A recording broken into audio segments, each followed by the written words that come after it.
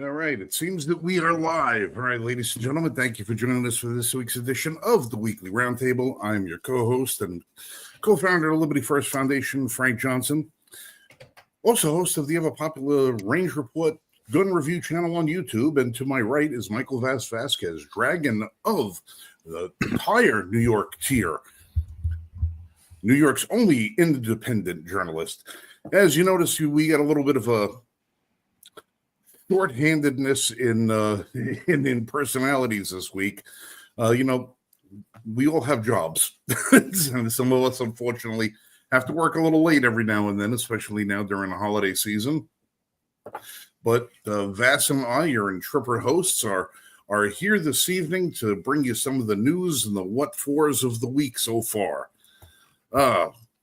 Vass, you had something in the chat before about a video game. I have no idea what you were talking about. It's actually been developing. It's a developing story. So, sorry, just updating here. So let's see if I can point this out. Here we go. There's a video game that's being banned in the United Kingdom right now. And that's, you can see it on the screen right now. It was banned it was created in 2022. Nobody knew about it. No one cared. It had no players. No one was buying it. No one cared about it.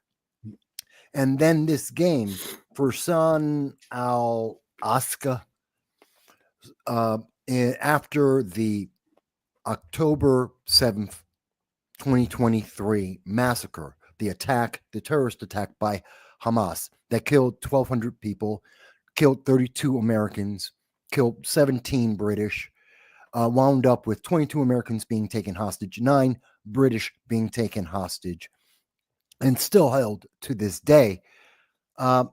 This game put in an update and allows players to relive and to participate in that massacre, in that terrorist attack. The game is based on being a member of Hamas, and the member of Hamas is supposed to be the good guy. It is real world. It is based on real world. You are a member of Hamas. You're going into Israel. You are committing acts of terror. You are a terrorist. And this is supposed to be the positive of the game.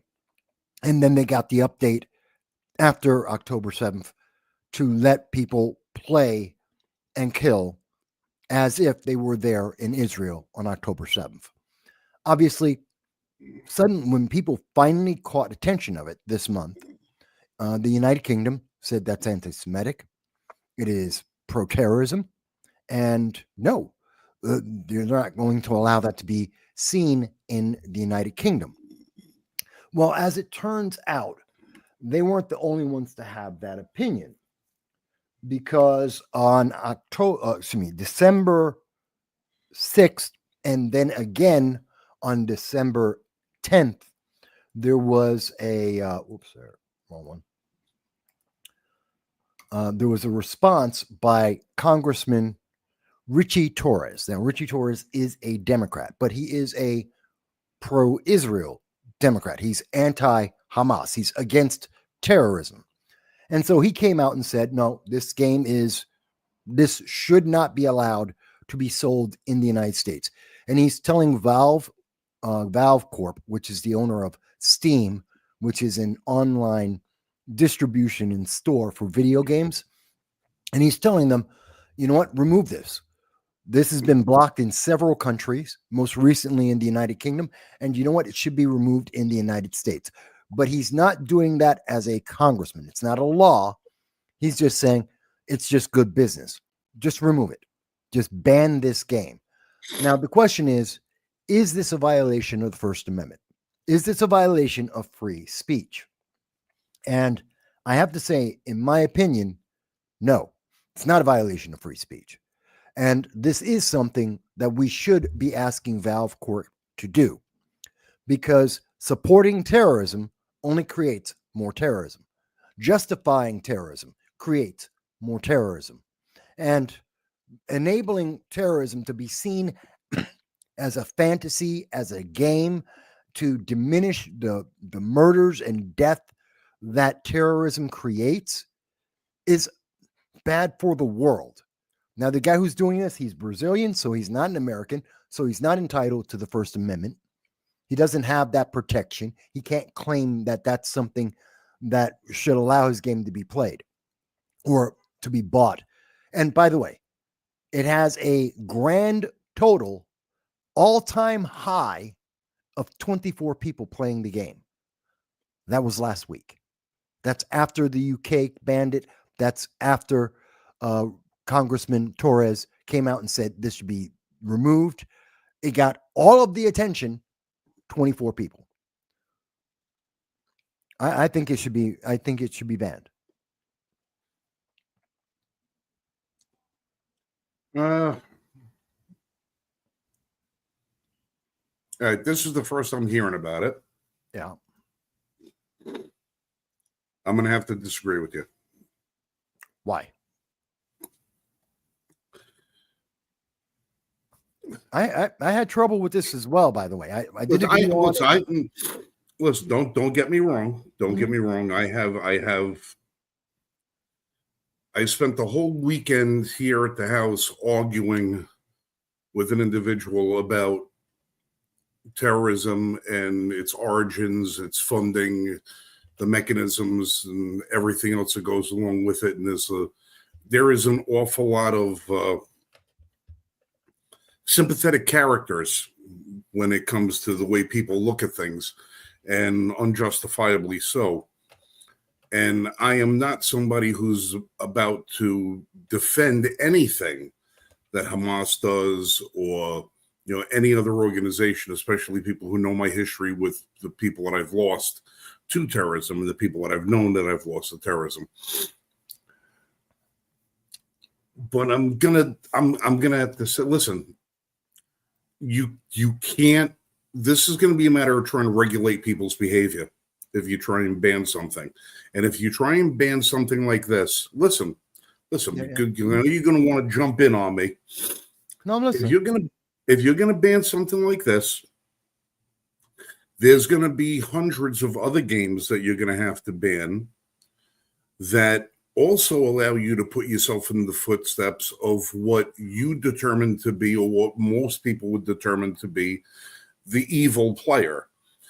There are Call of Duty games that go back for World War I, World War II, and all the rest of it that allow you to take to play the role of the Nazi. There are games that allow you to take and put yourself in the position of other various criminal organizations and allow yourself to put yourself in the footwork of other terrorist organizations. Mm-hmm. When you try to ban stuff like this, you said it yourself, there's 24 people playing this thing. Nobody knows this thing is there. So what is happening, if you start making this thing into some sort of scapegoat, you're going to drive publicity towards it, and you're going to drive people consumerism to it. You're going to drive people to go find it and act and become part of it, and you're going to make it more popular than it would be. And when you start coming down and saying, this is what people are allowed to play, this is what people are not allowed to play, regardless of whether or not the guy who created the game or the distribution company is subject to First Amendment protections, the people in the United States are subject to First Amendment protections. If they want to play that game, if they want to go in, they want to buy the game, they want to register, they want to play it, if you're telling them, no, you can't do that, you're violating their First Amendment by taking away that option for them. Okay, so let me address a couple of the concerns, because I trust me, when I was doing the research on it and when I did my video on it, I was running into the same questions. But in terms of, are there video games that allow you to be the bad guy? Absolutely. Are those games based on fact? Some of them are historical fact. Yes. Are they current day terrorism? No. There aren't. There are fictional worlds and fictional actions, yes, but not real world attacks, real terrorism, targets, actions, murder, and not based on absolute horrific massacres. That isn't in the gaming world. That doesn't exist. So there is an exception here. It's not the same thing. This is taking advantage of and mimicking and trying to glorify and in fact turn into a positive the terrorist actions that have affected the entire world. And I'm sure in Harvard and Columbia they would love this. And I am torn on it because there is free speech, of course, but there are also consequences and there are still restrictions because I'm a near absolutist. And the restriction is those things that incite and promote violence. And that's and what we're seeing here. And this is by the description of the game. And I went to the game itself, its site, the way it's described, what it's the way people who've played the game have described it. This game is, in fact, about pro-Hamas and recruitment. That's how it's described. That's the game description. That's its purpose. It is a propaganda piece for Hamas. So culturally, so for culturally, then it needs to be rejected, but not by. Yes, but hang on. So that's one aspect of it. There is, and that is a cultural issue. Absolutely, it is also about the violence that it is inciting and hoping to further incite, and that's a violation of the First Amendment. Everyone agrees with inciting violence is not protected speech. And that's where this comes to. Now, I get it. If people want to have this game, fantastic. There are other ways to go out and get it. There are other services. You can go direct to the publisher. It's one guy in Brazil. Fantastic. Go to him. Go ahead and get it. I think there's a problem when we allow children, those under 18 and under, who will get access to this game, and couple that with the indoctrination they're getting in schools, and they're suddenly going to turn around like kids in Harvard, like kids at Cornell University, who suddenly say, no, I'm a member of Hamas and I'm going to attack my fellow student. That happened at Cornell because of their indoctrination. I think that breaks. It's no longer entertainment. It's no longer about just saying, I have an idea or this is a fantasy. This is real world. Well, I think it would be a different situation if you could find that the game developer was using the proceeds from this game to fund criminal organizations or fund terrorist organizations or anything else like that. If you're only in the realm thus far of people role playing, you're on a bad slope. No, I get your point. I do. But I think there are some things that we, both as a society and as a country, need to be aware of and need to reject. And yes, I want to address one other thing before I let you guys go further with, because you also mentioned, well, there's attention. I'm bringing attention to it. The attention's already there. The United Kingdom already brought attention to this, and we already saw the spike. Congressman Richie Torres, he already made his statements, and he's repeating his statements because he didn't get enough attention the first time. And so he's already brought attention to this. They've already done it. Now since the genie is out the bottle, the answer is we do need to address it because it's not going back in the bottle. It's already out. All right, well, you have to also look at it this way too. You know, we talk a lot on the show about hate speech. Yeah. You know, and how there actually is no such thing as hate speech. It's just speech that people hate. True. And speech that people deny and people don't like. Yeah. When you take something like this and you drive it into the underground You drive it into the black market. You drive it into the shadows. You lose all and complete any of opportunity that you would to be able to monitor who's using it, because you're gonna push it off. If you have this thing where, okay, it's they bring it here, whatever. Well, now you could get a sense of who's playing it. You know what I'm saying? You start getting an idea of who's doing this, who's doing that. It's a lot easier to connect dots with people that you know have registered and bought a license to play the game and be able to monitor anything that they do or be able to track it back. Until and unless you've got some sort of direct connection that this game, because it's essentially what it is a game, and it's probably going to be being played by a bunch of freaking 13-year-old kids who don't know any better, or you're going to have a bunch of anti-Semites in college who don't have the balls to go out and attack somebody in person. So they're going to live vicariously through a game. Until you actually have something of a physical nature where this game has contributed to an actual attack, you're tilting at windmills. You can't point to something and say, causality if there's not been a result. I'm not saying causality. We've had the argument. Look, we had the argument going back for dozens of years. We're talking. Look at Grand Theft Auto. How many people are running hookers down in their cars with Grand Theft Auto? How many people are out there looking for mystery boxes to complete jobs for underground mob bosses? The violence has been prevalent in our society for years and years and years and years. And every time that we make an attempt to try and shut it down or quell it, one of two things happens.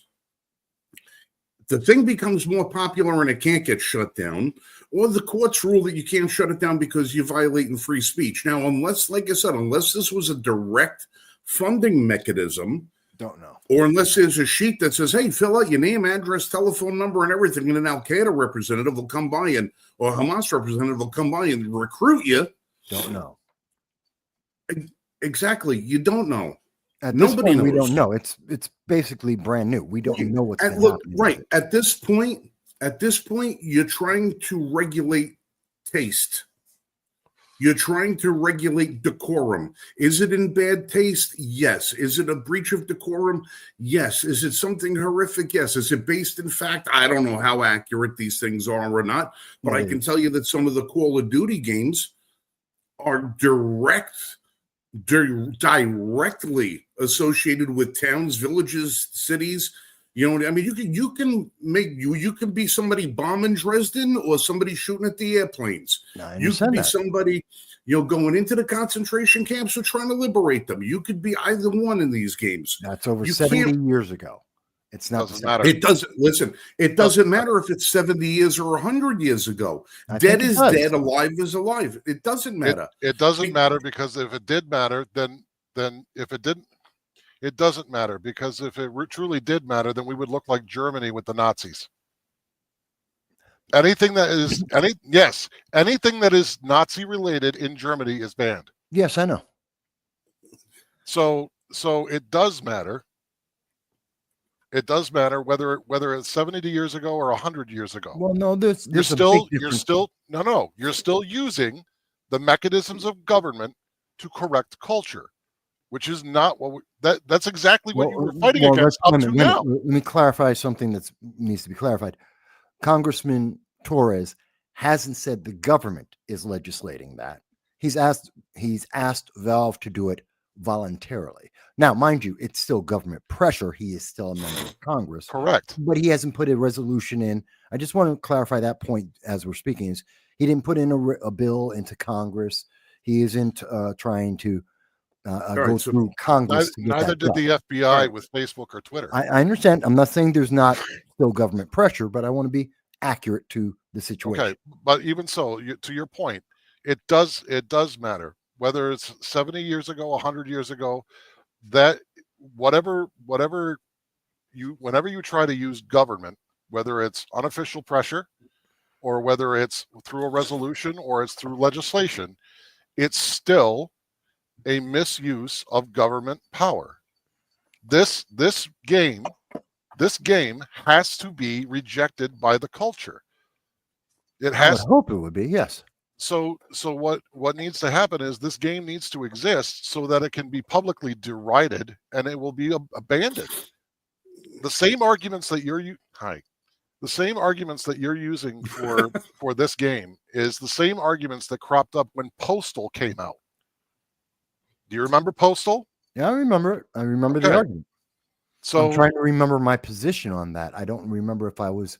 and that was right at the I had the time. same opinion. That was right at the time that there were a rash of workers that were from the United States Postal Mhm. Service that just decided to shoot up the place. Yeah, It's that's the same. That's where the term "going postal" comes from. Yeah, And it's the same argument that was used before on Doom, right around the Columbine, the Columbine shooting, which was also tied to the Nazis. Well, I disagree with that. There is. So how do I explain? I'm trying to explain. So and I'm more than willing to say that it's perhaps and likely can be my personal feeling on this, and it's overriding my view. Quite possible. I could be just tone deaf and just go, it's pro-Hamas, it's pro-terrorism, and I'm just against it. I know I have that viewpoint, but at the same time, I do believe I've been consistent because I think this isn't just hate speech; it is action. And action is what makes the difference. As much as it may be a call to action, we can't prove that. And that is a call to action. It by its description, by its wording, its temperament, its creation, its description as a game, its content as it has been updated. It's a call to action. So if it's a call to action, then it needs to be culturally hamstrung, not government pressurized. Because the politics will follow the culture. Generally, if this is usually 80% of the time, the culture will dictate what follows in terms of legislation and politics. But if you don't, if we don't, we need to address it, certainly. But if we insist on utilizing government resources to apply pressure to tech companies, then you are perpetrating the exact same thing that was used to censor conservative speech in the last decade. Somehow I don't see the same. But Frank, you were going to say something. I get your point. I was going to say, if you want to, like I said, you would have to first show that somebody went and acted on behalf of the game because the game told them to do that, and you have to, and that's a very really high bar, steep climb to try and prove. But I'll tell you what, when Maxine Waters gets locked up for inciting violence against conservatives, well, she should have been, but she hasn't been. No. When the BLM protesters who've been outside of the Manhattan courthouse this week get locked up for inciting that everybody go kill Whitey, which also should have happened. Okay. Yes, I agree. Which hasn't happened. Okay, these are people who are telling their followers, who are giving explicit directions, go out and choke a guy to death. Mm-hmm. Go out and be a vigilante. Go out and do this and go out and do that. And there is nothing happening to them. Then it's going to be a very, very, very, very hard thing to do to point to a video game, no matter how heinous the gameplay is, and say, we need to ban this. Because if you're going to ban that, there are 1,000 other things that need to be banned that Congress has not even bothered to look into, such as where are 480,000 missing children. I understand. And in each of these cases, at the very least, I can say, for me, I believe I am being consistent, because the line I draw, as in the examples you've provided and several of the things we've talked about over the years on this channel and on my channel as well, they're consistent. I believe I'm being very consistent that would I have arrested Maxine Waters? Absolutely. Would I have arrested BLM. Absolutely. Because they are inciting violence. Again, the key, well, yes, I would arrest them. They are inciting violence. They are violating the First Amendment, as I understand it. And I think these are all the same category. Well, but even still, it's not being acted on. I give you that. Yeah. Even still, with Maxine Waters' words and these BLM people and your buddy Chuck over there in the Senate and all the rest of these people who have come out and repeatedly called for violence against conservatives, the level of violence that has been perpetrated due to those words has been minimal. So these are people who you can still say, well, it's rhetoric, to use Nancy Pelosi's favorite word. The rhetoric is so bad. It's still, it's a different story than somebody who is amassed 1,000 people in an auditorium or something like that, and they're all true believers. And then that person stands up at the podium and says, now we're all going to go outside and kill everybody that we see. Who's with me? Let's go. And that guy leads the charge, and everybody goes outside and commits an act of violence. That's a clear-cut case of incitement. When you just people that are just talking about it, they're blowing off steam, they're saying stupid shit. Look, people say stupid shit all the time. It's not necessarily criminal. It's not necessarily criminal. It's not until somebody acts on that word, and you can prove that they acted on that word because they were coerced into acting on that word. Because you get people say, well, so-and-so made me do it. Well, how? Well, they said so. Well, that's not enough. True. That's not enough.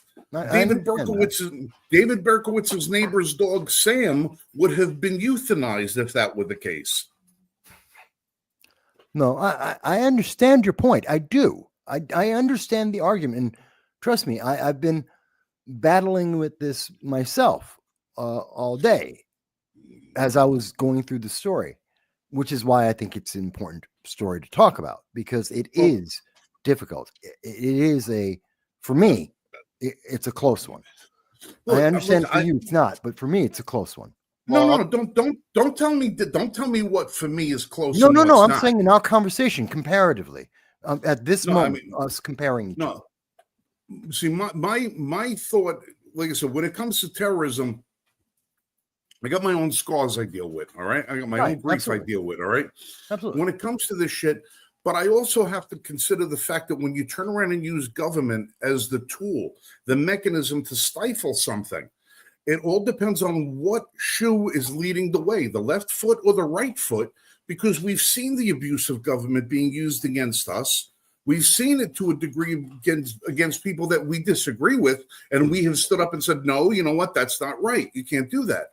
Anytime that you put the auspice of power into somebody's hand, then you got making somebody the arbiter of what's good and what's bad. All right, it's got to be left to the public to decide. It's got to be in the public arena to decide what's good, what's bad, what's acceptable, what's marketable, what they'll buy, what they'll consume, and what they'll use.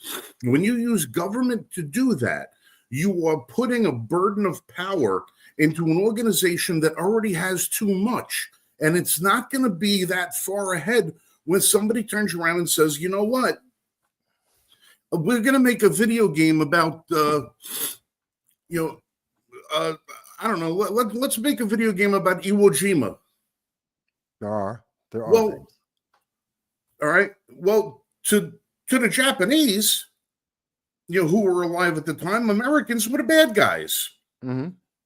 All right. If you have a constituency of Japanese Americans who were around at that time, they're going to look at that game and say, you know what, that's a little sensitive. You're putting yourself in a position. Why all the people that you're killing of Asian descent?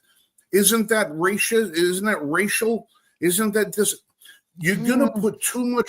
It's too much. It's too much when you start putting the power in the hands of government. Government is fallible because government is people. And not only is it fallible because they're people are ideological. Yeah. So they will turn their focus of banning things instead of what's moral and just into what they hate. Yeah. And when you ban Trump. things that you hate, that's fascism.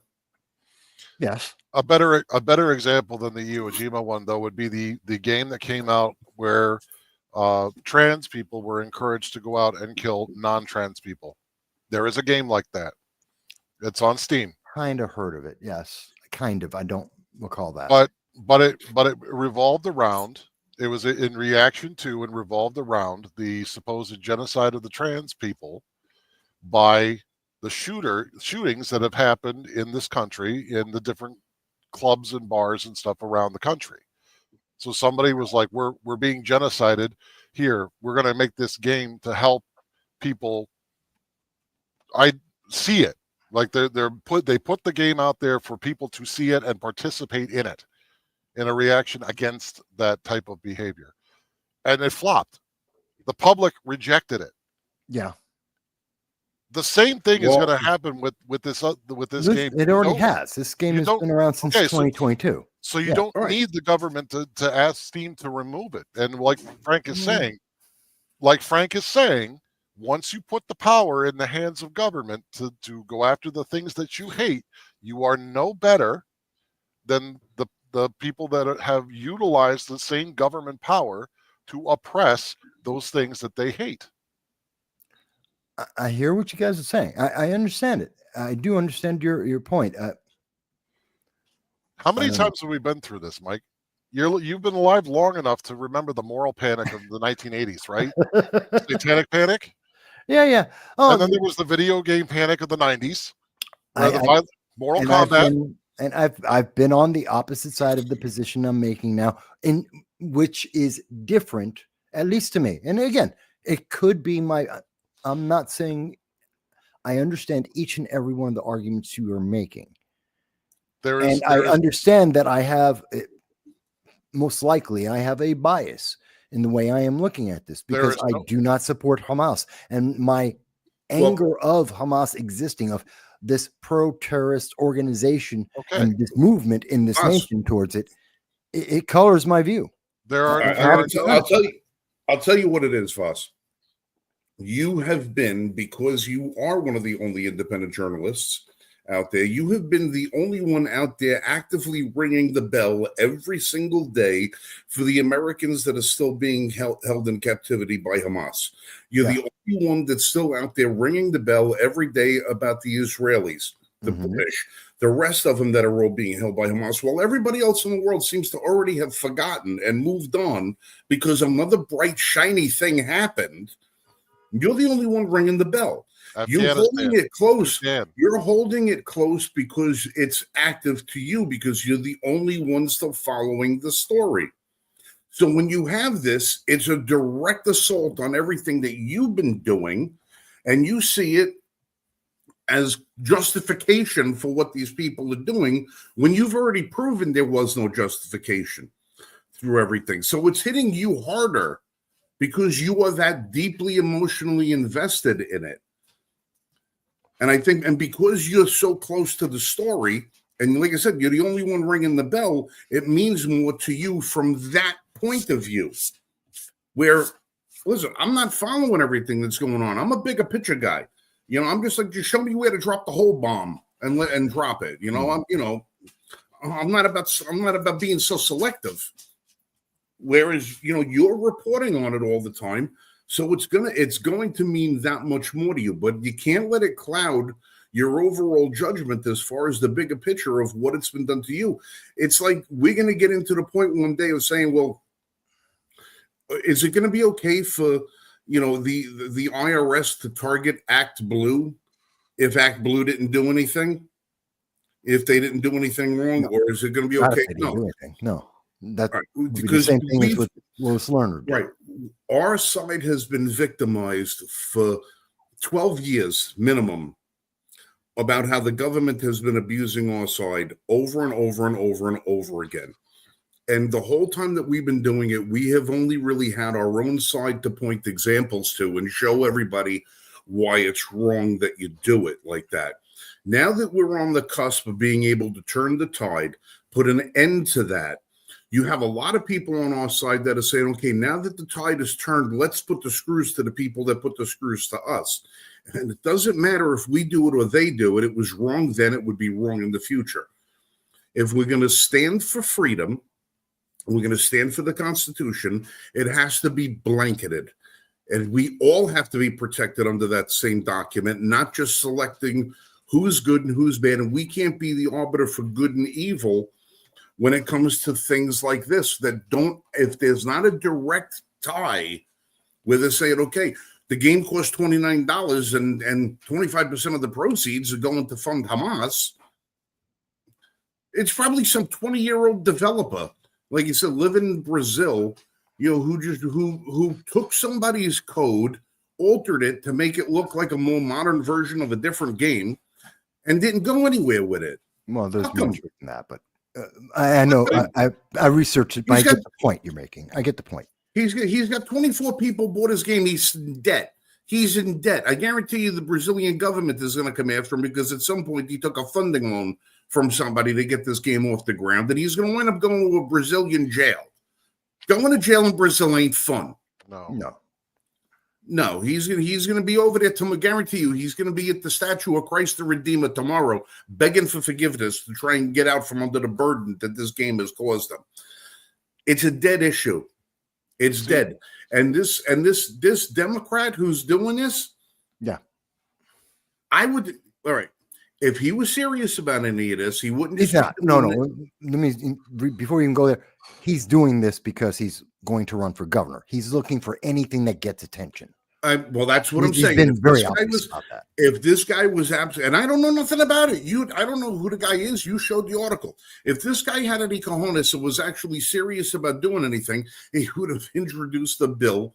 But instead, he's doing it outside of the purview of his office to try and garner support with a certain demographic that he's probably already weak with. Yes, that is exactly what he's trying to get. Because he knows damn well when he brings it to Congress, it ain't got no legs. It ain't got no legs. So he's going to try and play it for every ounce of publicity it is. And you know what? And really think about it. He's bringing publicity to an anti-Semitic game that nobody friggin' knows about. So if you wind up getting 10,000 people go out and buy that game at this point and go out and start playing it, it's because he brought it into the light, because he did it. Well, so he did bring it into the light. There's no doubt. He's right. That's he's why gonna I be, saw it. Right. He's going to be more responsible for people playing this game and acting out their anti-Semitic fantasies than the developer of the game is. He will. Absolutely. Yeah. He. So even so if you want to know, it wasn't that. So if you want to know who your bad guy is, and the Democrats already have demonstrated that they are pro-Hamas. The far left, the far left constituency has already proven that they're anti-Israel and pro-Hamas. So how much money have we given Hamas in the last 2 years for aid? Oh God, billions. Yeah, and my interest in this is the video game industry has already been under assault for the last 20 years, by activists and culturally. And as far as I'm concerned, we the people need to be able to decide what we're willing to play and what we're not willing to play. And overwhelmingly we do. And I agree with that. Well, we try to. And they keep trying to shove stuff down our throat. And right. It keeps failing. Like so they've tried. They've made overtures to government to try and regulate culture. And that's not how it works. That should not be how it works. I agree with you. So from my aspect of this is something where we need to, just as we stood up in the election and said no more of this bullshit, we need to stand up as a people and say no more of this bullshit. No, you can put it out there, but it's not going to go anywhere because nobody wants it. We understand that it's wrong.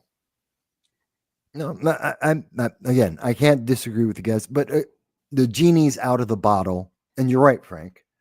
Representative Richie Torres, because he obviously I'm Torres covering it, and I know there's got to be other independent media that are covering this, and mainstream video game industry are now going to cover it. Why? Because the congressman's talking about it. Because the congressman's getting attention. He's got over 50,000 views on his comments, and he's making multiple comments on this to get the attention, which means and the genie's out, which is why I said, okay, I do want to talk about it because it is out now. It's not going to go. What state is this guy from? Richie Torres. He's my congressman, New York 15th district. All right, look up the Jewish population in the 15th district to see what the number is. Minimal. That's not who he's going after. He's going after I think he's trying to gain attention. He wants to run for governor. So he needs to show his support for Israel. He needs to try and gather attention of conservatives and Republicans, and obviously distance himself from Harvard, from Columbia, from the left-wing progressive Democrats that he's surrounded by. Well, unless he's going to write $300 checks to everybody like Hochul's floating around. No, I don't think Great. You're going to take $300 from us extra in our taxes and then give it back to us and make it look like you're being magnanimous. No, she'll take 500 and give us 3. Yeah, right. God, that lady needs to go so bad. It's what Andrew Cuomo used to do. I know, and I hated it when he did it too. Yeah. They're crazy. All right, so let's get on to something else that you guys are a little closer to seeing than I am. I am under the impression that you guys have got a rash of unmanned aerial vehicles floating over the skies in the Northeast up there. What the hell is going on there? No, know anything about that.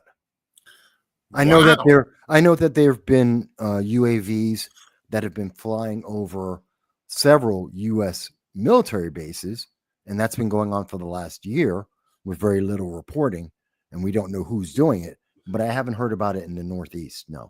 All over New Jersey, they're talking Staten Island. They've had them flying over the Verrazano Bridge. There's a fleet of SUV-sized drones flying over major areas, the sensitive areas, including a Trump golf course over in Jersey. That I haven't heard about. I did hear that New York State is actually looking into using UAVs for state troopers.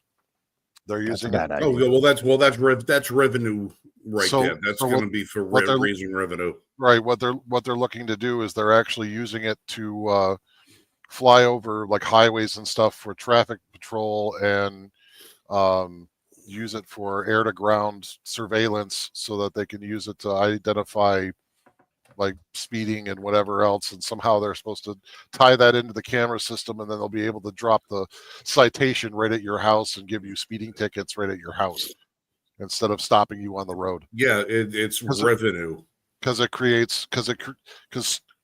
traffic stops have become dangerous, and it's actually simpler to just let them break the law and then catch them afterwards with modern surveillance. So that's come up, but I haven't heard anything about massive fleets of. Well, no, I just found several articles about it. It started about approximately 4 days ago, apparently, and I know Amazon's been talking about running fleets of large drones for deliveries. No, this is not Amazon. Apparently, one of our congresspersons, I forgot whom it was, said that Iran recently purchased a mothership from China. A mothership drone, which is apparently it's a vessel that can launch hundreds of drones off of this vessel. So it can launch swarms. It's controlled from this vessel. And that right now there is an Iranian ship docked not that far off of our coastal waters, just on the other side into international waters. And these drones have been launched from this vessel and are now hovering over sensitive areas in the United States by the hundreds. And people are seeing them. There's video of them all over the place. They're saying they're car-sized drones flying in perfect formation. Nobody can identify them. Nobody knows what they are. Nobody does this. And the government doesn't seem to want to give anybody an answer, except for this one congressman who came out and said what he believes they are. And when they said, well, why isn't anybody shooting them down? It's because, well, they are powered by an unknown fuel source, so it would be very dangerous to shoot down an aerial vehicle with an unknown fuel source over what it could land in potentially a residential area. They could be loaded with thermite. Well, Who knows? There was a report that said that these things were emitting some sort of gases or some sort of toxins in the air. We don't know. The government has not been forthcoming with us, and drone pilots, independent drone pilots, citizens that have like Mavic Pro and stuff like that, all of these really high end. I have a really nice drone that I fly. They're saying that if they get within a certain proximity of this drone thing, their drones fall out of the sky. Well, So apparently there's a jamming network that surrounds this flock that if you try to get close enough to it with your own drone, it knocks your drones out of the sky. There is tech for that. And yeah.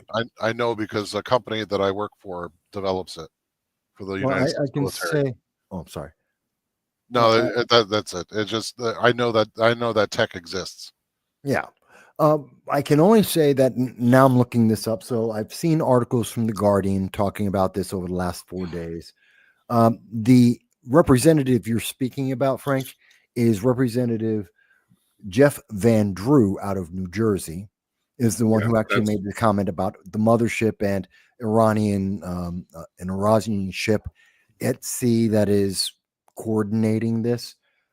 Supposedly the Pentagon has said as of today, actually this evening at 5:00 this evening, they were saying that there is no Iranian ship, there is no mothership, and they have no idea about what the drones are or what they're doing, but that he's wrong. Now, if they can't find a ship and they can't collect the drones and can't identify the drones, I don't know how they can say he's wrong because they have no evidence.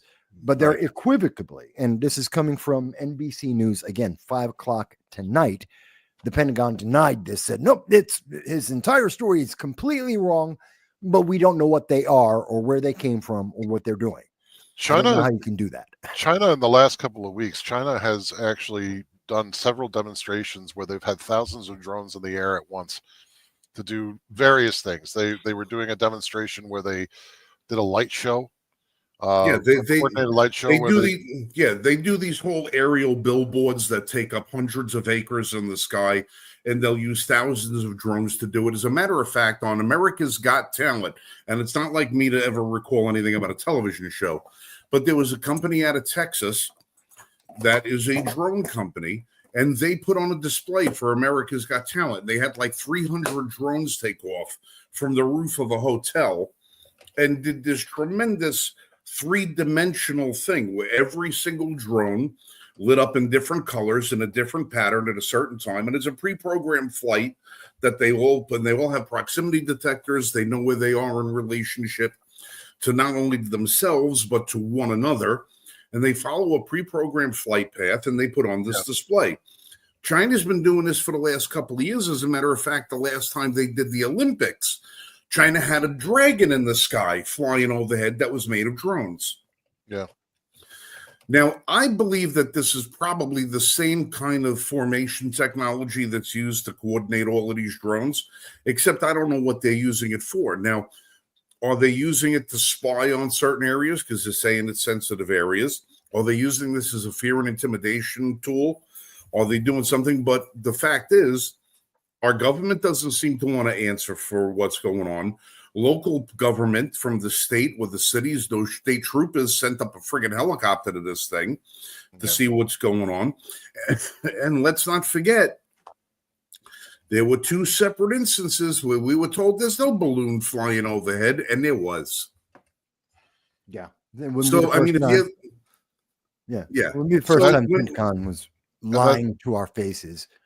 Yeah, Turkey, China, and India are three of the main countries that have really gone all in on drone tech, both for civilian and military use, And Iran.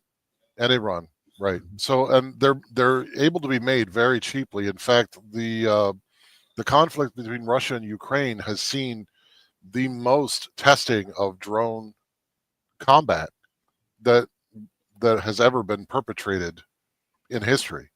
And Yeah, they're it's rewriting the way the military is operating is being changed by the drones being used. Those are Iranian drones being used in the Ukraine, and it's resulted in, for the Marine Corps, they've gotten rid of all their armor units, the tanks that Marines used to use. They've gotten rid of the entire tanker division. It's gone.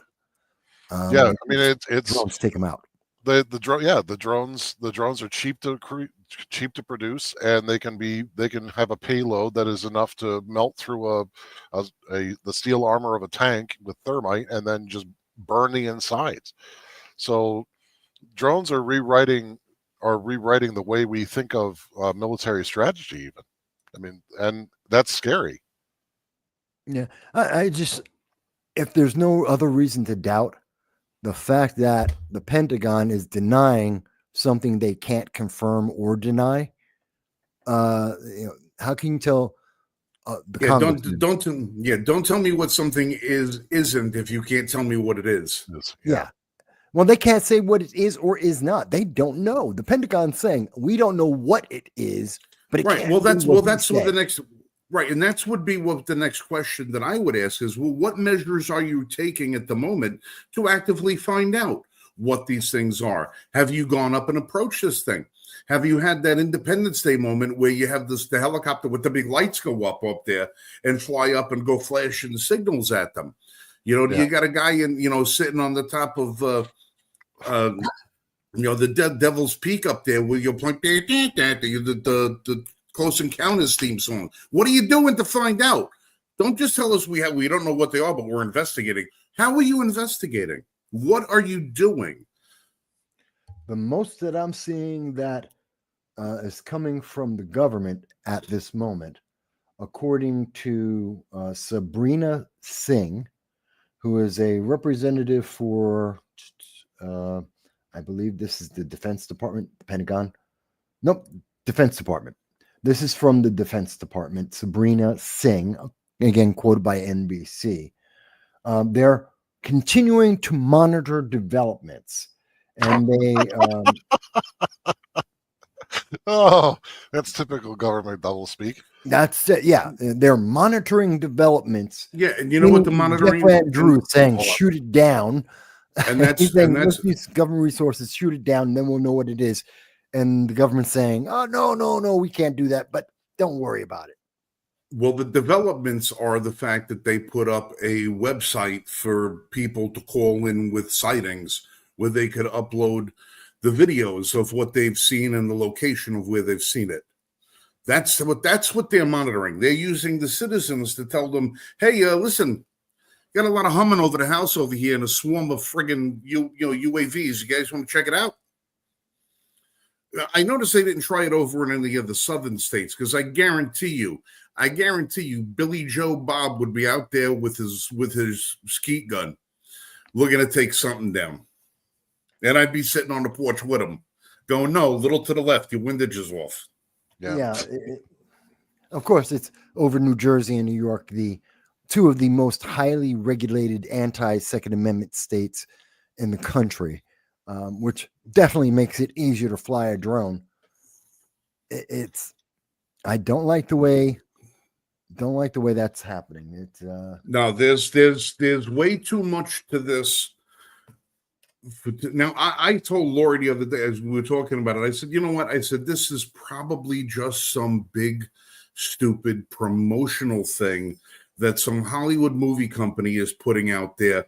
And while they're flying these things around for a week, at some point, they're going to light up into this big billboard to advertise the coming attractions. Matter of fact, there was a movie, the 4400 or something like that, or they were talking, the movie was about revelations, about people, going up to heaven and all the rest of that. And they took a bunch of mannequins and strapped them to drones, and they had people like flying up to heaven with these things a couple of years ago.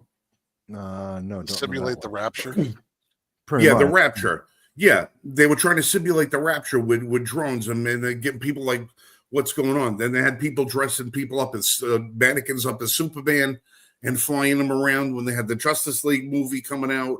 There's always somebody doing something stupid out there for promotional purposes. And I said, this is probably just some movie hoax, that they're coming up with to try and do something, and nobody knows what's going on. And the movie company would rather pay the fine than let the cat out of the bag. But I don't know. It's interesting. But it's also interesting because it isn't big enough news. Like, you heard about it. I think Jan has mentioned she saw something about it, but I didn't hear about it. Dow didn't hear about it. Most of the sources that I'm looking at, it was not an emphasized story. It wasn't a big story. So they're keeping it relatively low key. It's not that it's not being talked about.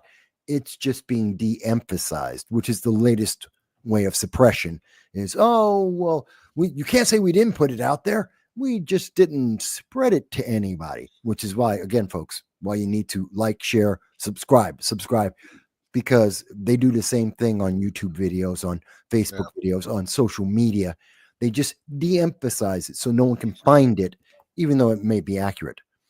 This is a little harder for them to hide because there's been so many thousands and thousands of eyewitnesses about it. My old friend Jackie's texting Lori every 2 hours with an update from Jersey, where these things are now. Wow. They're tracking. They have groups of people in Jersey that are currently tracking them, following them around, and saying, because they're apparently visible the daytime or nighttime. Huh. Well, if they're visible at night, that means they must be running some sort of lights. Yeah. And if they were there for a nefarious purpose, they wouldn't be running lights. Well, that's the thing. If they're running lights because they want to make sure that an oncoming vehicle will avoid them.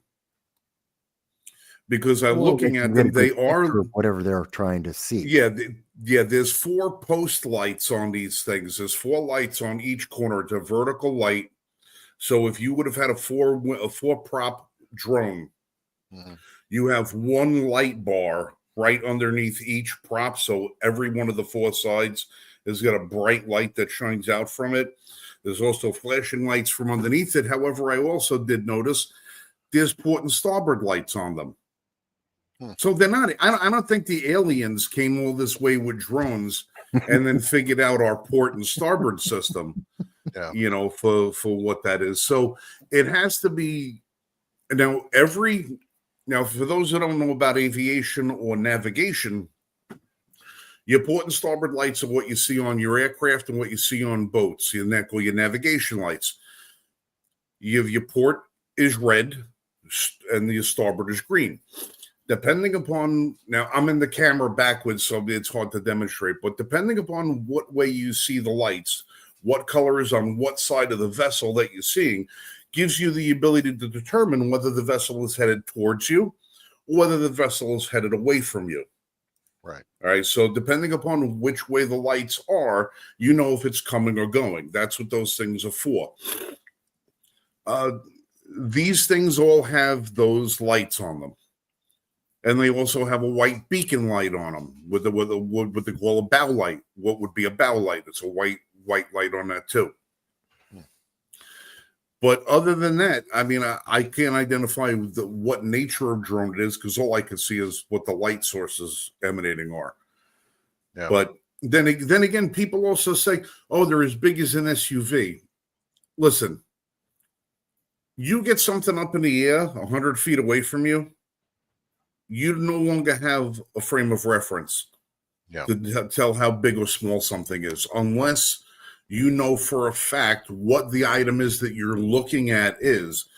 If you can identify a B-29 in the air and you know the size of a B-29, then you could give it an estimate of how high it is altitude wise. But if you're seeing somebody flying a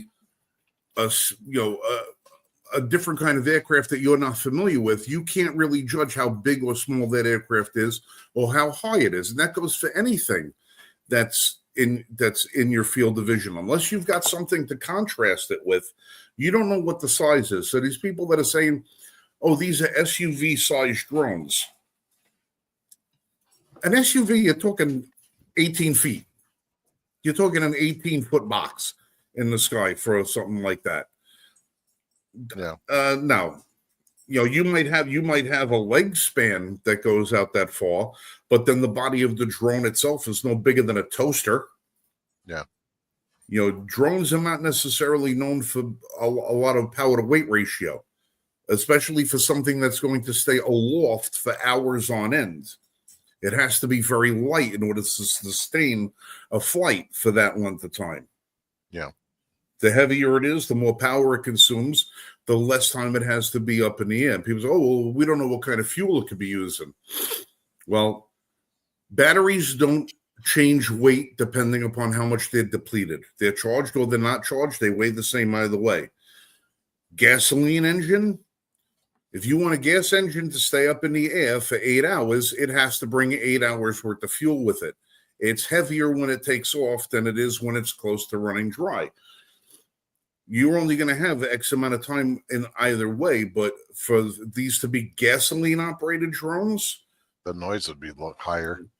They would be, the volume would be loud, and I don't think anybody's got gasoline drones. They wouldn't make for an efficient system. The only thing I could think of is if they were using a new type of battery. There's a company out there that makes a scalable atomic battery. It's called nanonuclear, and what they use is I wouldn't say it's a prototype now. They're several years old, but basically it's a industrial diamond casing that is surrounding nuclear fuel. Basically, it's the waste from your reactors. And what they found is they developed a battery on the around the waste. As it breaks down, it recharges itself. So it's not an indefinite flight, but it does slowly recharge itself as it's in motion or as it's in use. So it doesn't. You're also talking, but you're also talking about something radioactive. Yes. Right. Yeah, which is going to require a certain amount of shielding. Yeah. To keep it shielded is a certain amount of weight. A lot of it. The industrial diamond casing that they have developed actually blocks the radiation. So it's adding weight. It's adding weight. It's adding weight, but you should see the scale of some of these. They're almost the size of what you would use in your BIOS for your computer. And the output wouldn't be enough to run a drone on a battery that size. So they would have to scale it up. But I don't know what that would do if it added weight. I don't know. Pete's asking if these things have lights, wouldn't that mean they have to be registered with the FFA? Well, Pete, my drone would have to be registered with the FFA because I'm a law-abiding citizen. I would also need to get a drone license in order to fly it. But if these things are coming from a foreign entity, especially one with nefarious purposes, I don't think giving a shit about the FFA is on the top of the list. I don't think. And listen, the FFA. All right, my drone, I'll give you for an example. My drone is about a foot across, wing prop tip to prop tips, about a foot across. Mm-hmm. Only it weighs less than a pound.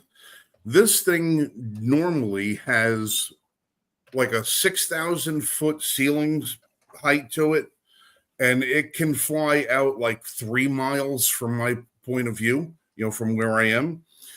However, unless I register the drone with the FFA, my controller, I have to get in, log on to the controller so it knows the drone. The controller and knows whether or not I've registered with it. So it locks in my maximum ceiling, and it locks in the length in which I can fly out for distances. because it says, well, if you don't have that, you don't have your license, or you don't have this, you don't have that, you can't be allowed to fly this thing into commercial airspace. And the controllers themselves have got GPSs in them, where I've actually tried to go up and fly it up a little off the ground to practice, and you're in a no-fly zone because you're in a flight, you're under the flight path of an airplane, and stuff like that. Mm-hmm. Sensitive areas won't let you take off. But if you own the technology and you own the drone and you own the transmission, terminal from how this thing is controlled, you can do whatever you want with it. There's nobody that can stop you. I mean, there's ways to defeat this other, my drone, to be able to do whatever I'd want with it, and nobody would be able to know any different. Right. But there's a million ways around these things. I mean, some of these drones you can get from Amazon that cost you $60. They little tiny little drones, got a little camera on it. They go up like 200 feet. They fly around. They're not subject to any sort of regulation because they're below a certain size. Yeah. They below a certain size. The controller doesn't know how big the drone is. So if you use that same controller on a larger drone and you just reprogram them so they could talk to one another, you can do whatever you want. You can fly a drone that don't have no lights, don't have anything, any sensors or anything on it. Hmm. This drone technology is bad news for a lot of people. This is, I mean, they have assassination drones out there. Oh, have you seen these things? Oh yeah, they're the size of a friggin' hummingbird. They fly at 60 miles an hour. They have facial recognition software programmed into them. You show the drone the picture of the guy you want to go kill. You throw it up in the air, and a half hour later, he finds him in the city and he flies into his face and blows his head off. Yeah, this is a scary world, and you see. The Ukrainians, well, not Ukrainians, the Ukraine. Yeah, the Ukrainians. They're using these crazy. They're using these drones. Let me tell you, I don't understand how. Listen, I don't give a shit what side of the fence you're on as far as this war is concerned. When you've got a guy laying in a ditch, and he's obviously wounded pretty badly, and he's laying in a friggin' ditch, he's bloody, he doesn't have anybody around him. He's scared out of his mind. He's crying. He doesn't want to friggin' be there in the first place. And you drop grenades on the guy while he's waving a flag from a drone, and you put it up as part of your pro-war propaganda piece on Ukrainian television, and it gets disseminated all over the internet. You just broadcast the fucking war crime. Yeah. And people are getting way too casual with how easy it is to kill people. Yeah. Well, look at this. Look at and I wanted to talk about it. The shooter, the CEO shooter, United Healthcare shooter, and look at the reaction the public's had about that. They're cheering him on. They're upset with the McDonald's and the worker for turning in the person supposedly, and that's another issue I have with it. But supposedly the shooter. There's a couple of issues. There's a whole lot going on with this thing that we're not being told about. Well, I don't think it's the shooter. To start with, I don't think that's. I think that's. He may be a scapegoat. He could be a lookalike, but he's not. Based on the facial features that we were able to compare to the video that we've seen, and his hands, the actions, the way he got caught, the fact that we had the backpack in Central Park, but he got caught with the backpack in Pennsylvania. And he had and you were describing the firearm he was using, but now it's 3D printed. There's a lot of little details that if you've been paying attention to the news in terms of the photos, in terms of the logic and thinking behind this, the guy's been in New York City for 10 days. Not one photo of him anywhere in the middle of Manhattan. Not one photo shows his face, except he took his mask off well in sight of a camera inside a hotel one time. That doesn't sound like our boy. Doesn't sound like the methodical individual that we've seen do everything else. And then he goes to Pennsylvania, not further away. He just goes straight to Pennsylvania, and he's hanging out in a McDonald's and he's acting all nervous. Did that guy look like he was nervous for 10 days plus the shooting? Did anything about him indicate any kind of nervousness?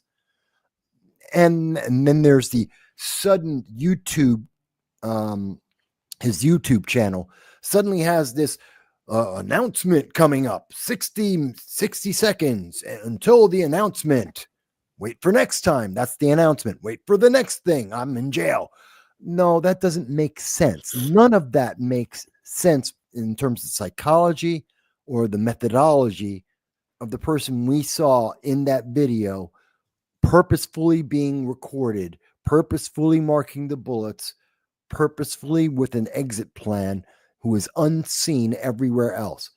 I do not believe this guy is the shooter. I think this is a patsy.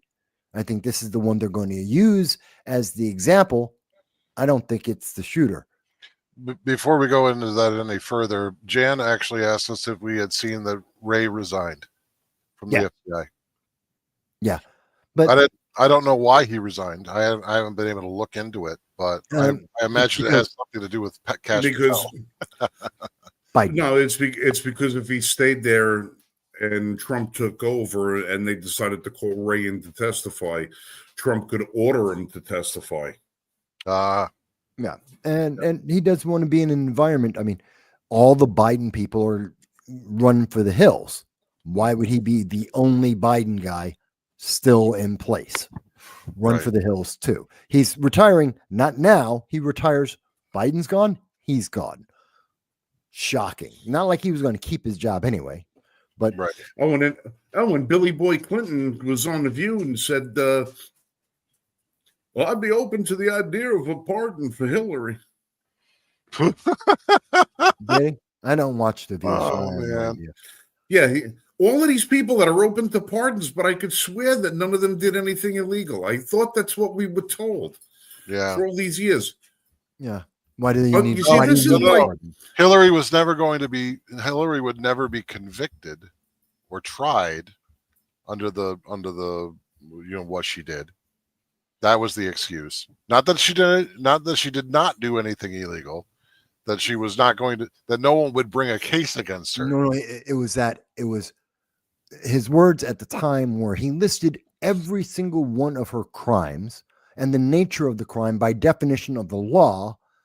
And then Comey said, but she didn't have the intent, which is not a component of any charge that she is guilty of. Every charge he went through, intent is not required.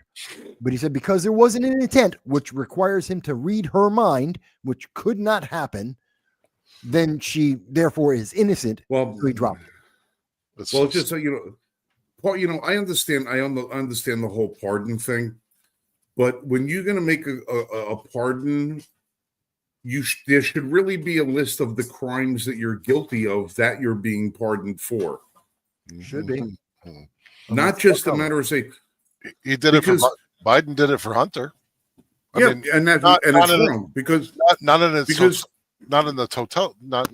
in totem, but he did include some of the crimes for which Hunter was going to be pardoned. He covered every crime.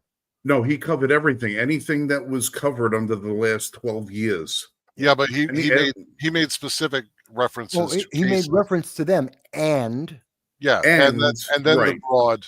Right. That's why I said he didn't, because he had to make reference to the ones that he was already indicted and convicted on. And then had to use those as a way of associating them with, because how did those crimes come to light? Because of the laptop. Well, everything else on the laptop that he could be pardoned for, he has been pardoned for. Now, the question is whether or not we ever find out about, I still would like to know who the underage girl is in the photographs that were on the laptop. Never know about that. Where is she? Because Hunter Biden could have very well been issued a pardon for murder. Might have been.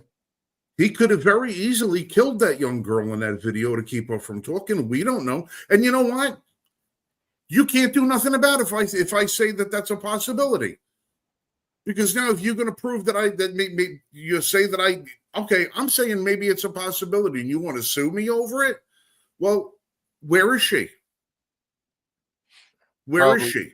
less likely that she was like off, and more likely that What she was. what does No, he we have can't to? say that. We can't say What that does for he sure. have to worry about now? What does he have to worry about to come clean with anything? He's gotten a pardon for anything, for everything.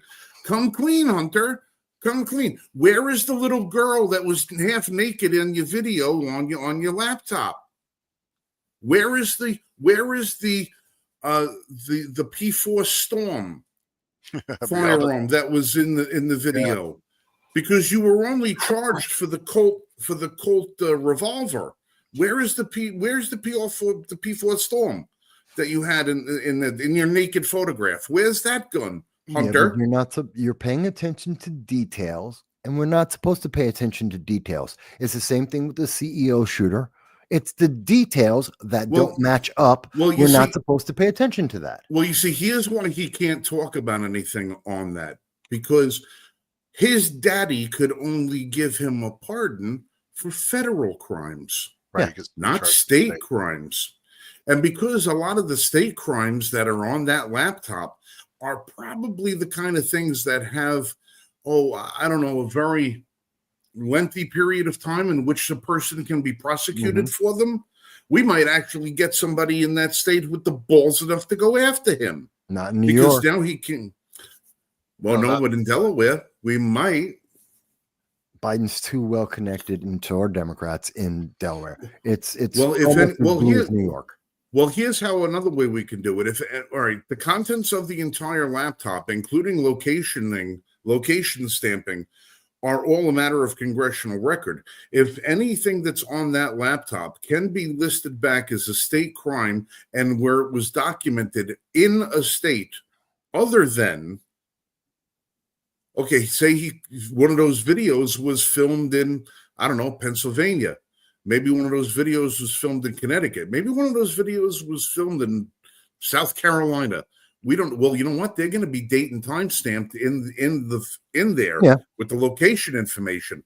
So if anything that's on that video can be shown to have been committed in a state where you have somebody who has a prosecutorial prudence to say, you know what, I'm going to go after this son of a bitch, they can do it. Yes, it might. But at that point, it's crossing state line. I know the argument is. And this is similar to the wiretap laws. So we go to the meta information inside the computer showing where that took place. If it took place across the state line, then that becomes like wiretapping. It becomes federal at that point because it transferred and went over different state lines. And then it becomes federal, which he has a pardon, and therefore he's out. I don't know if the state at that point could step in, even though it's South Carolina. If you can find evidence of a crime that was committed in any state that is a state level crime, that state will be able to prosecute them. Whether or not they would prosecute him is entirely different. If there's evidence of a crime committed on that thing where it began and ended in a particular state, and you've got a prosecutor that would be hell-bent to go after him, the pardon ain't going to help him if it's a state crime. Yeah. The only thing that would make it a federal crime is if it was a crime in the commission that crossed state lines. Then you say it's a federal thing. I just want to know where this kid is. You're never going to find out. I want to know where this kid is. That's what I want to know. They can't find 486,000 kids. What do you mean they're going to find one? They absolutely will actively not find that girl. Never going to find her. Not alive, not dead, not nothing. You will never. That girl is gone. I don't know whether that's a permanent negative or just a into the ether disappeared kind of thing with a bag full of cash. I don't know, but you will never hear from her again. One day it will be nice if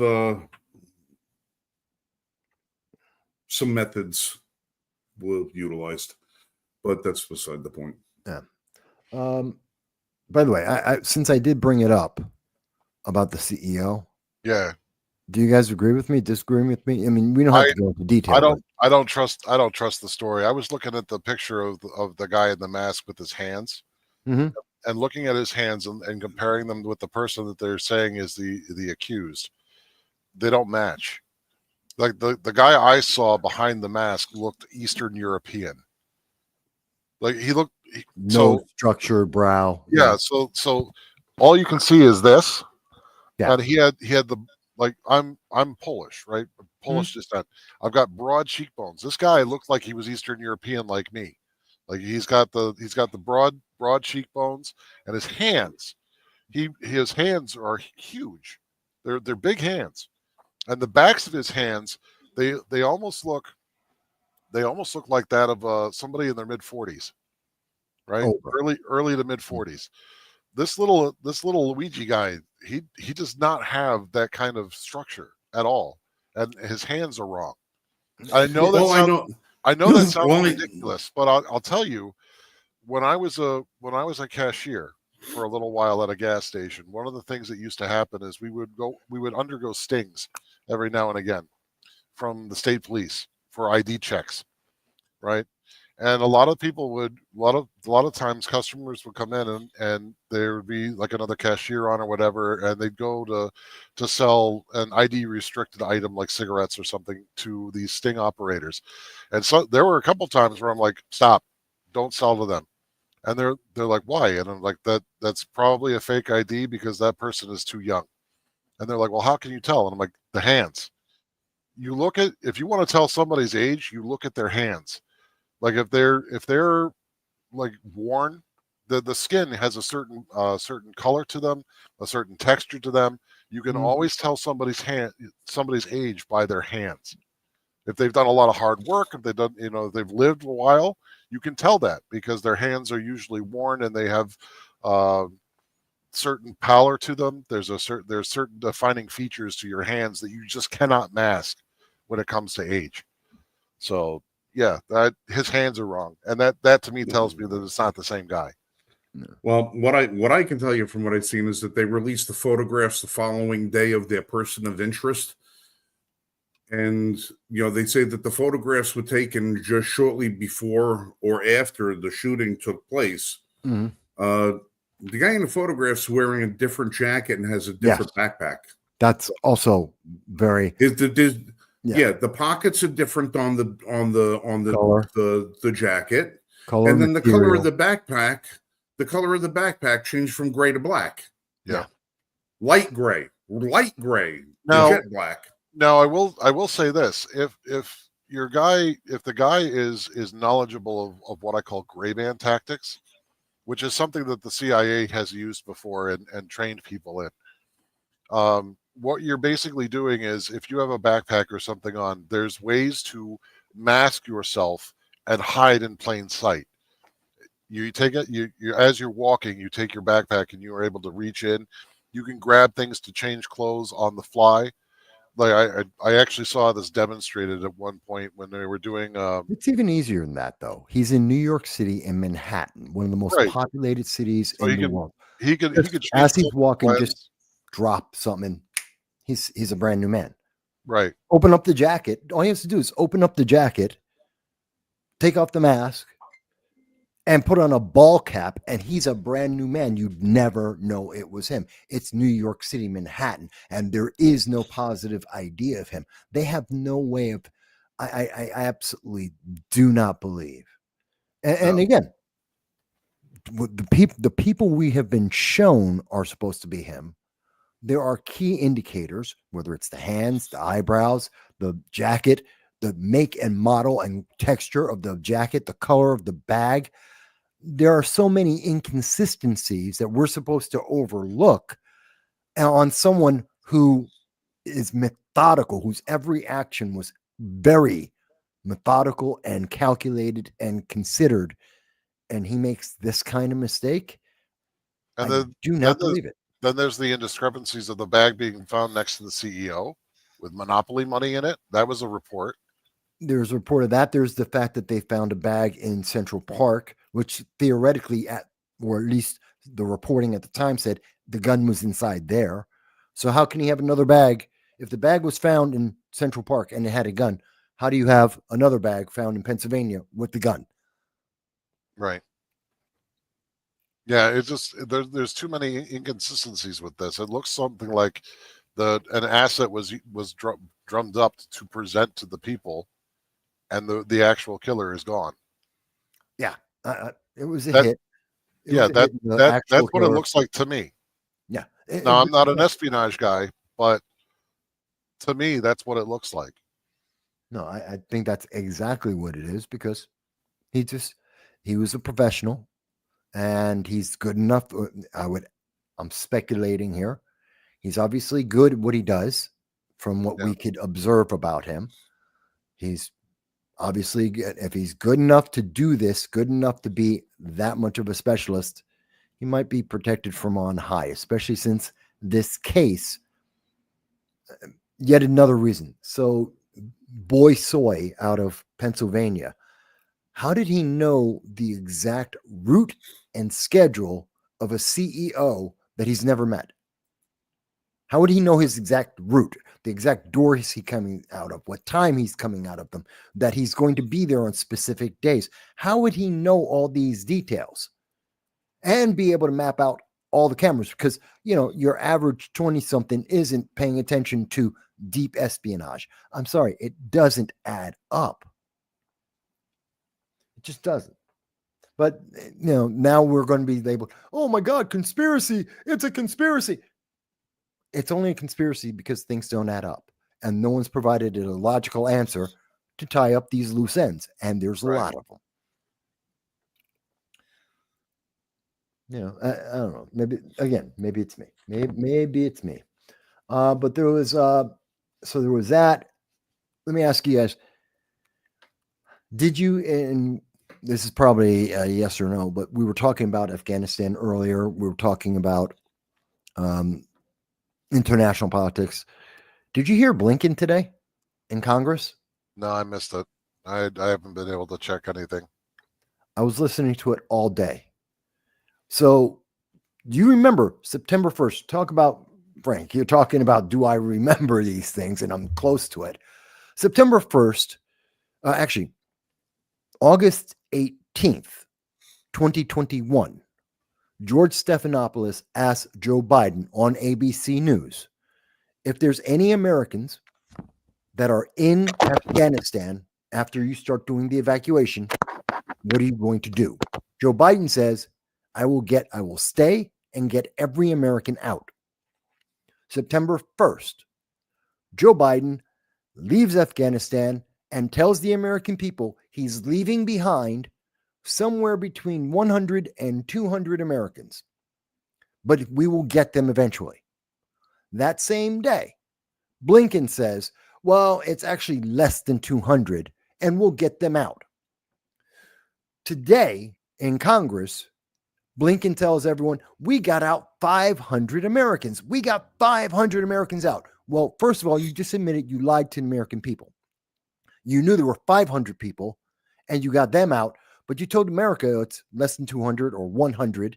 The numbers kept fluctuating. I followed them for 6 months until they stopped giving out the numbers. So you lied to the American people. Here's the other thing. But we know from Antony Blinken speaking to Congress, March 23rd, 2023, that there were 175 Americans who were being held by the Taliban and being tortured.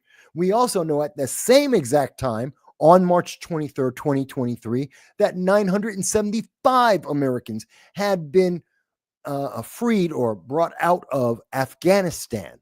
So not only did he lie, not only did Joe Biden lie in 2021, they then thought we didn't notice when they got caught in the lie in March of 2023, and he's lying again through his teeth to Congress today with yet another set of numbers. And by the way, people are wondering why March 23rd, 2023, how could you possibly know that? Okay, 175 Americans held by the Taliban, Washington Times. It's their article. It is a confirmed credible source. So yes, we know this.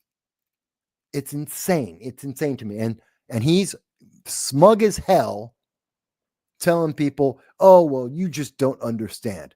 Or you don't know. We do know. They just keep lying. It's very upsetting to me. It really pisses me off.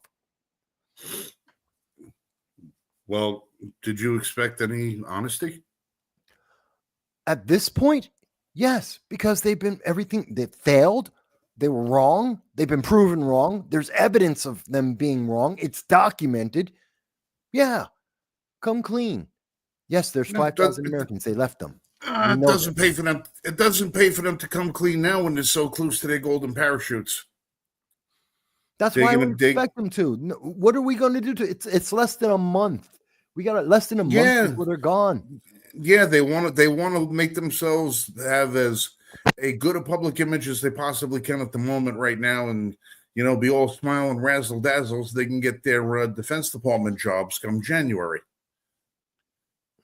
I guess because they definitely were trying to throw Trump under the bus. It was Trump's fault. It was all Trump's fault because we had a firm date. We had to be out by March 31st of 2021. Yeah, but you didn't leave until September 1st. So saying that we were locked into this date, you weren't locked into the date. You didn't leave on March 31st, 2021. So you weren't locked into the date, which means you're not locked into the agreement. It's that simple. This is really, it's not rocket science.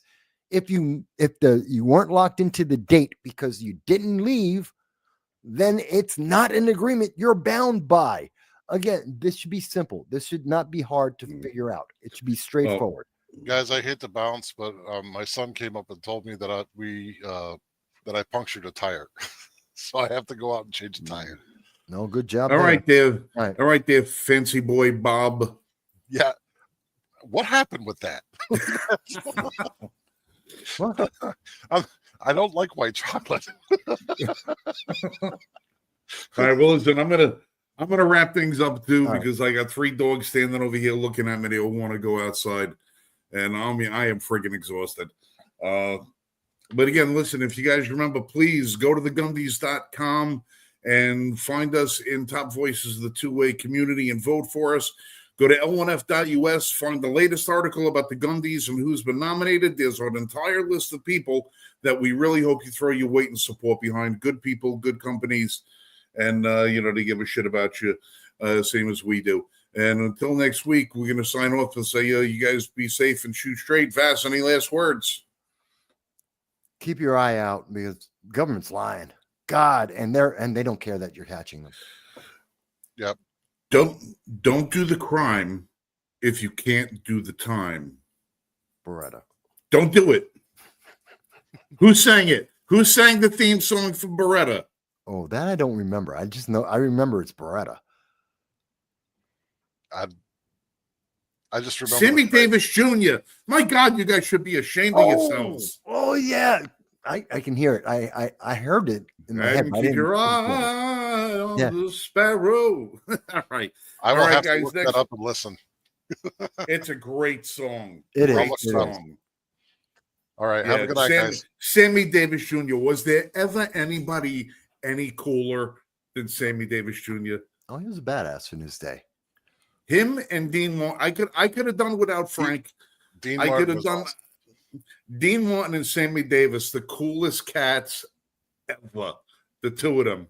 Oh, man. The best of the best. All right, kids. We'll catch you next week. Love you guys.